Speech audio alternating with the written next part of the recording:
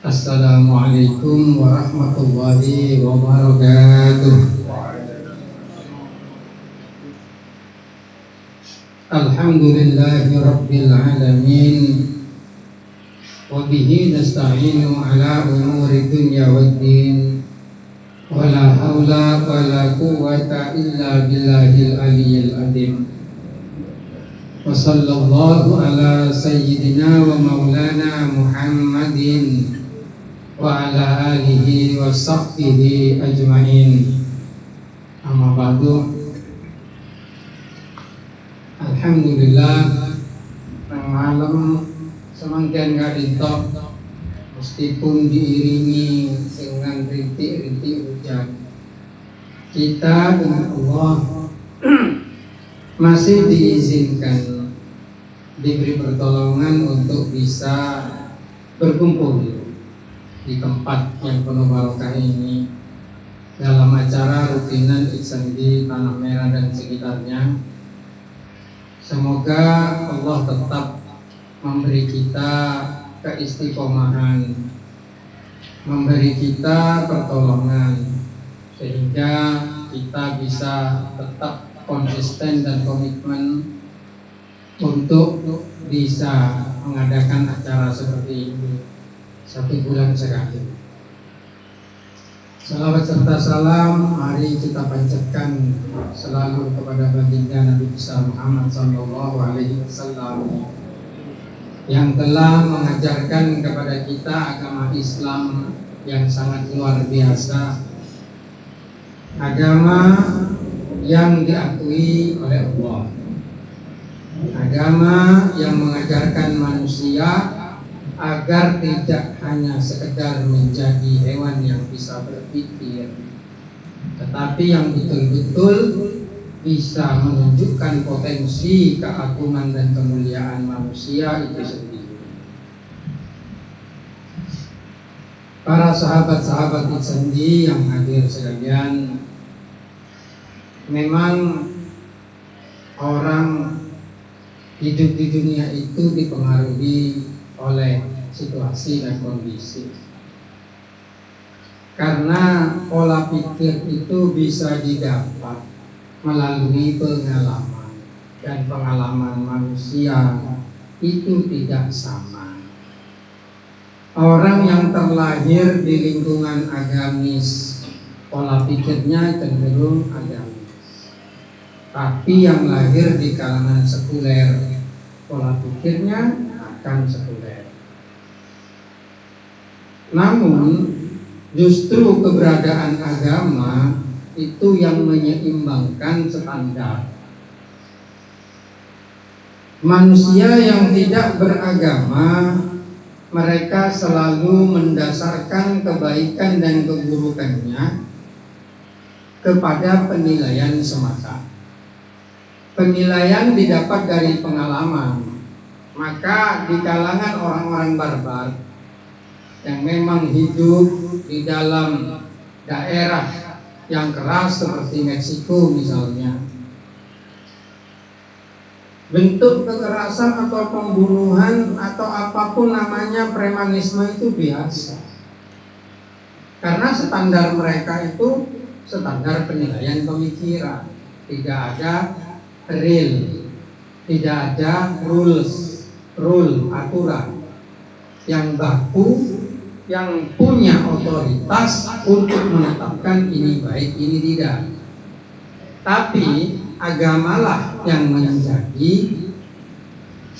jembatan untuk membina manusia memiliki standar minimal kemanusiaan. Maka dari itu, di dunia ini keberadaan agama itu sangat penting. Terlepas dari agama apa saja, semuanya pasti mengajarkan kebaikan. Meskipun agama itu ada yang diakui oleh Allah, ada oleh Tuhan, ada yang muncul hanya sebagai pemikiran yang mendasar atau pemikiran filosofis yang kemudian dijadikan bentuk universal disebut agama. Tapi menurut perspektif hakikat, semua yang muncul di dalam manusia, baik berupa ilmu dan pikiran atau bahkan perbuatan, itu semua dari Allah. Bahkan baik atau buruk, jahat atau berbudi, itu semua dari Allah. Dan tentunya di Al-Quran kita juga tahu bahwasanya Allah Subhanahu wa Ta'ala berfirman, Wallahu khalaqakum wa ma ta'malun. Dan Allah yang menjadikan kamu dan apa yang kamu kerjakan. Masalahnya Allah juga menyediakan surga dan neraka yang dianggap baik, berbudi, berpahala, surga. Tapi yang dianggap jahat, keji, mungkar, neraka. Tapi semuanya itu dari Allah. Kita kalau baca Al-Quran, kita harus menyadari bahwasanya Al-Quran itu diperuntukkan untuk orang awam. Kenapa awam? Karena standarnya universal.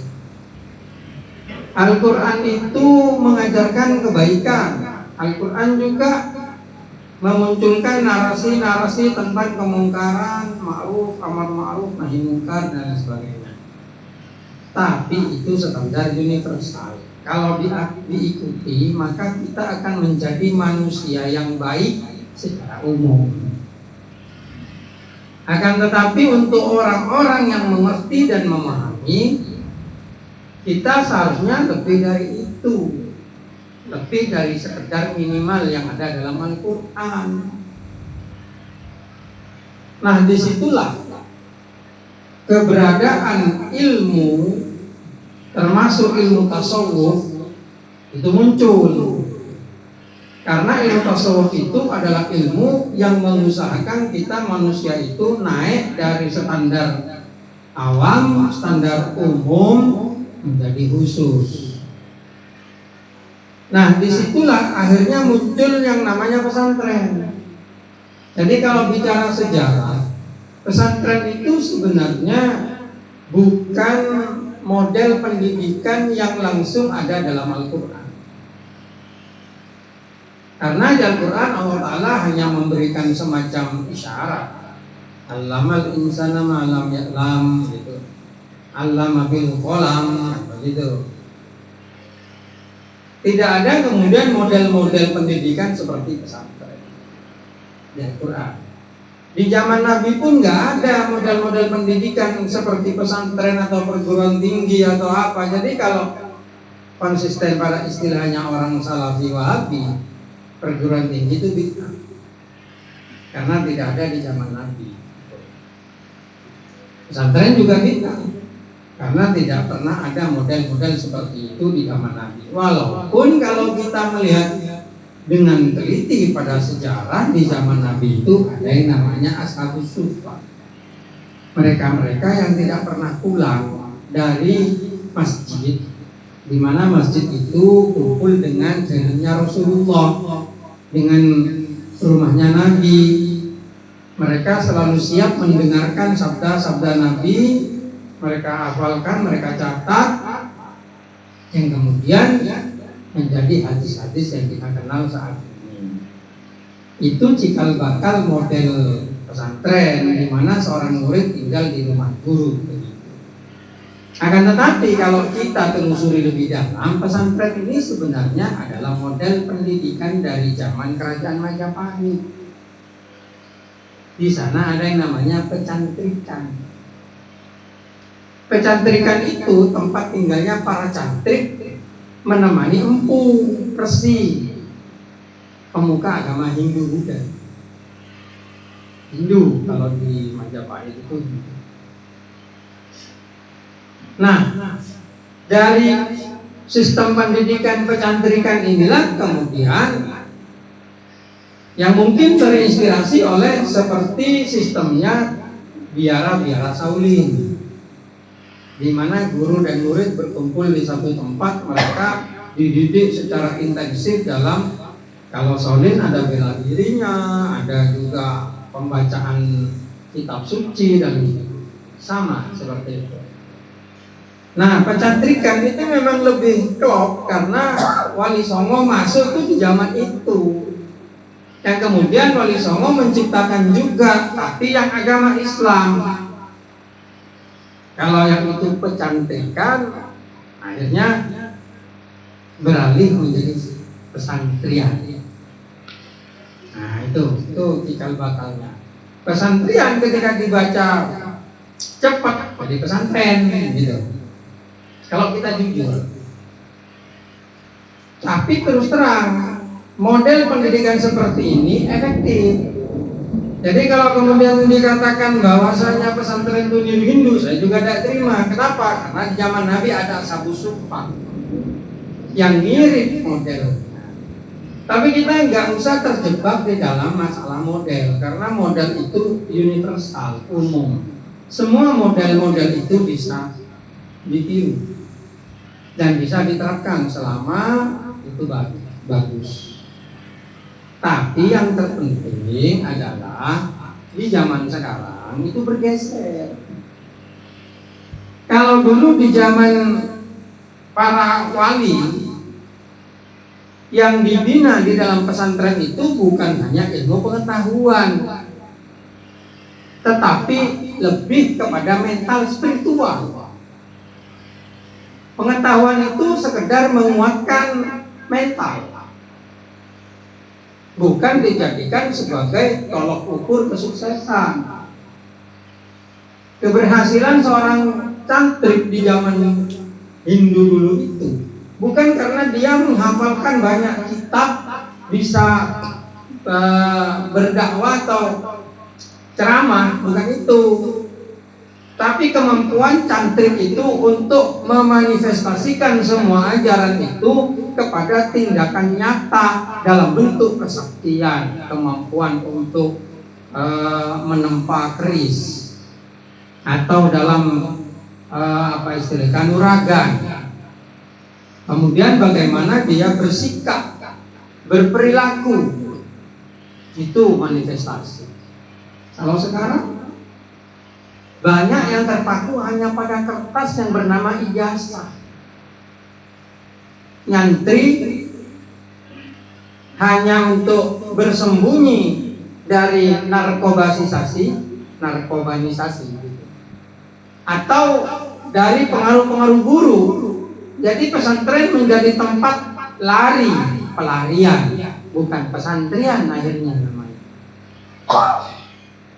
Orang tua memondokkan anaknya ke pesantren bukan karena ingin anaknya itu menjadi figur yang matang di dalam berpikir, punya kemampuan yang baik di dalam mental spiritual dan sebagainya, tapi banyak kemudian bahkan hanya menjadi semacam gaya. Ini yang harus kita sadari ke depan.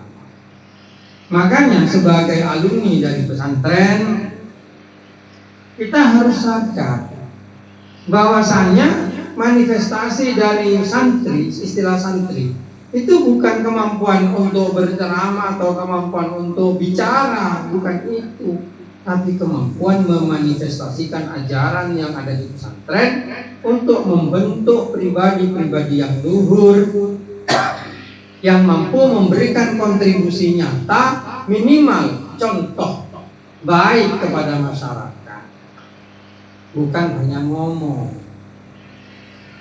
Dan kemudian kalau ukur selanjutnya, janganlah merupakan kesuksesan di bidang kerja. Bahkan sekarang narasi yang ada di TikTok, YouTube atau apapun di media sosial, kalau kamu nyantri, kamu nanti bisa apa, kan gitu. Mereka merendahkan anak-anak santri karena dianggap tidak memiliki kemampuan untuk sukses berada di masyarakat. Padahal kenyataan yang ada justru berbalik. Justru anak-anak pesantren itulah yang banyak memberikan kontribusi kesuksesan di masyarakat, walaupun tidak diukur dengan harta benda, tapi pengaruh kebaikan kepada lingkungan sekitar. Okelah ada santri-santri yang kaya, itu bagus. Tapi kekayaan bukan ukuran. Meskipun kaya, kalau tidak memberikan kontribusi yang bagus kepada masyarakat, tidak memberikan pengaruh yang baik kepada orang di sekitar, percuma kekayaan itu. Bahkan itu hanya akan menjadi tanggung jawab di akhirat yang sulit diselesaikan. Oleh karena itu, saya di Darul Hikmah sendiri, di pondok kita itu, memang sekarang yang menjadi titik fokus dari pendidikan itu bukan hanya kemampuan anak menghafalkan alfiah, tapi juga titik fokusnya adalah kedisiplinan, keistiqomahan, kemudian apa namanya itu, ya berani berbuat, berani bertanggung jawab, entrepreneurship, kepemimpinan begitu. Itu bahkan menjadi semacam kurikulum yang khusus di Staidi untuk menjadi seorang pemimpin. Diajarkan bagaimana kalau bisa kamu jangan kerja ke orang lain, buat lapangan kerja, memberikan manfaat kepada orang lain, berjuang itu harus begini dan lain sebagainya dan sebagainya. Kenapa? Karena justru itulah inti dari ajaran agama. Gitu. Seperti ajaran tanggung jawab. Rasulullah SAW bersabda di dalam hadis, kullukum ra'in wa mas'ulun an ra'iyatihi. Makanya kalau kita punya anak, orientasi kita itu bukan bagaimana membuat anak kita itu kaya, bukan. Kaya itu bisa dengan cara mencuri. Kaya bisa dengan cara korupsi. Kaya bisa dengan rampok, kali ore. Kayak trading yang sekarang banyak beredar. Tapi apalah artinya kekayaan kalau itu justru menimbulkan kebusukan dalam masyarakat. Begitu. Makanya santri itu harus percaya diri.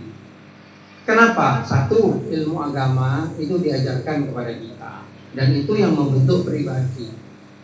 Sehingga kita bisa tahu mana baik, mana buruk, ini baik, ini buruk, dan begitu. Sebaiknya dikerjakan atau tidak. Itu kompas moral namanya. Kompas moral ini penting. Karena kalau orang walaupun pintar, kalau tidak bermoral, dalam kitab Hidayatul Hidayah disebutkan oleh Imam Al-Ghazali, alaikum bi ulama isu. Apa iyakum, lupa saya kalimat. Hati-hatilah kamu kepada ulama jelek. Siapa? Alladzina yata'allamuna ilma linailil mali fil Inas, begitu, agama pola. Saya lupa, tapi saya baca seperti itu. Mereka yang mempelajari ilmu tujuannya untuk mendapatkan harta dari manusia. Sekarang kan banyak itu. Sekolah apa? Sekolah ini. Tujuannya apa? Biar saya bisa kerja dapat uang begini, kan? Dan itu ironisnya masif di masyarakat. Seakan-akan ukuran keberhasilan itu adalah berapa banyak nol di belakang angka yang di rekening itu. Padahal banyak angka nolnya itu mendapatkannya dengan membuat orang lain berdarah-darah. Ini yang harus kita sadari. Kenapa? Karena hidup seperti menyeberang jalan. Tidak akan lama, semuanya pasti mati. Dan semuanya mas'ulun an ra'iyatihi.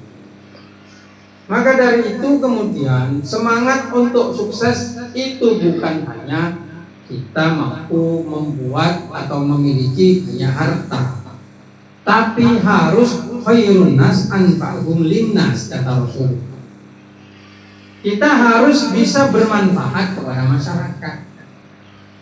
Misalnya tiap subuh kita sholat berjamaah di masjid. Ini akan bermanfaat kepada masyarakat. Satu, syiar Islam, wa may yu'azzim sya'irallah, itu min taqwal qulub, berarti itu. Yang kedua, kamu dengan tidak sengaja itu akan menguatkan identitas kamu sebagai santri.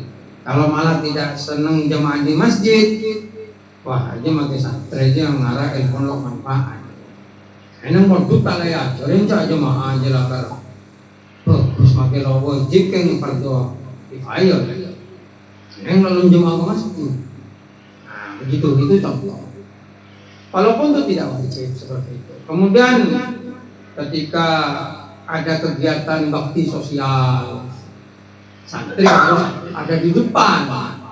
Santri harus ikut peduli pada lingkungan, kegiatan yang ada di masyarakat. Jangan lupa taktik dan teknik dakwah Wahabi seperti itu.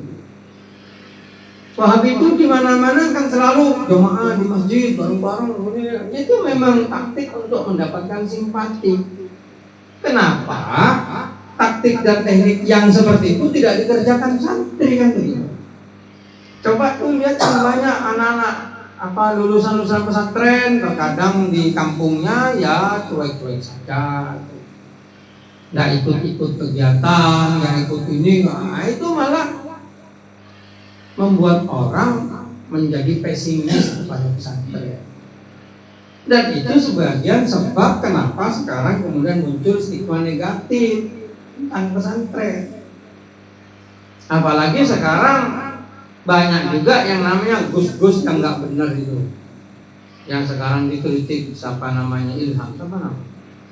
Itu bukan gus kalau menurut saya itu. Fir'aun itu seharusnya takor aja benar. Itu menjelek-jelekkan. Mbak magala sa apa kainan atau bapak mau kelakuan kadi dia nabi Indo kadi anak kan kelakuan lo beres. Gusti Allah laisa min ahlika itu jadi patokan kepada saya untuk saya. Semulia apapun orang tuamu, kalau pekerjaanmu itu nggak benar, kamu itu laisa min ahlihi. Bukan keluargamu itu loh. Jadi hanya mau anak kiai lo gina, ada aja benih anak kiai mau nggak dia anak iblis aja itu. Karena pokoknya adalah karena dari begitu dari uang. Yo Habib begitu juga, pada Habib salah gendeng wong tua. Itu mentarkan kau lah kada temjung. Laga Habib Mahabib mengko kelakon lo beres aja. Saya mulai itu melampaui mewali itu memang diusir dengan sebaliknya makai benih Habib benih anak kiai tapi lamun pengkan bagus, akhlaknya bagus, kemudian ilmunya juga matang, ya inilah yang menjadi potret dari umat Rasulullah SAW. Kita harus objektif. Makanya saya dulu waktu kecil seringkali abah saya itu mengajarkan kepada saya, jago tako kesuruhan jauh, jago tako, jago tako cabut jago tako kesuruhan, makai maleng kesuruhanan gugiai. Itu bahasa yang guyon, tapi filosofis. Abang surban, mau ini cowok sandal gitu, cerita apa itu begitu.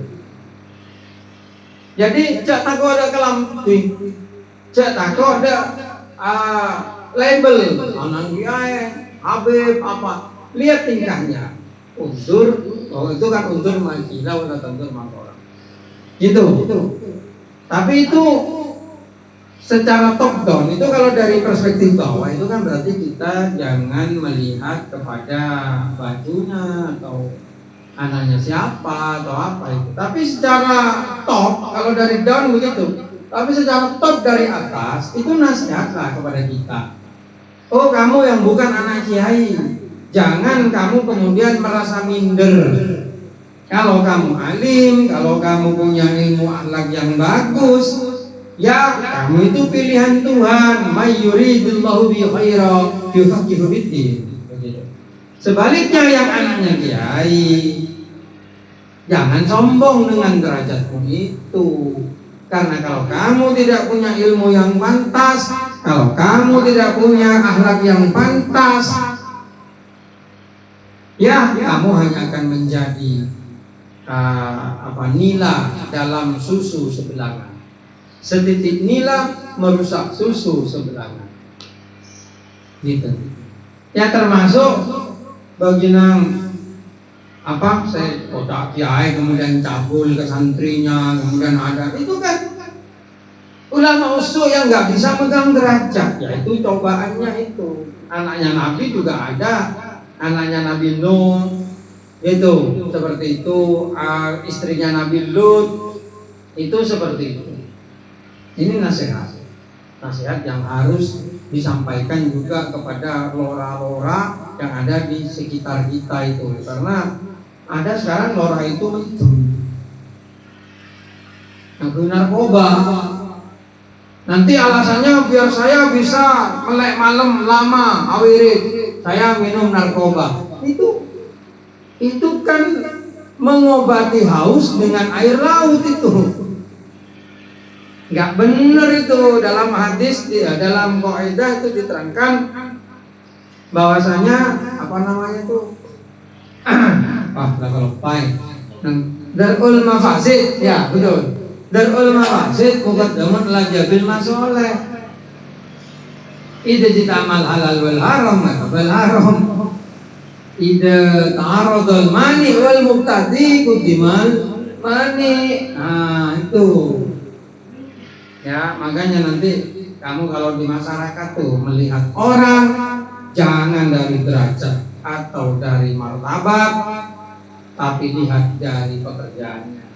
Begitu juga kamu walaupun bukan seorang pemimpin, bukan seorang kiai, bukan seorang ustadz, jangan sampai terhalang untuk menjadi pelopor kebaikan di masyarakat.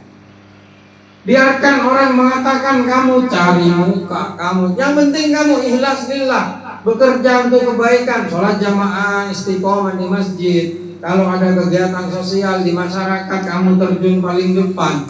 Kalau ada pekerjaan-pekerjaan sosial lah, seperti sumbangan ke anak yatim, kamu ada di depan. Ya seperti itulah sikap yang seharusnya dimiliki seorang santri.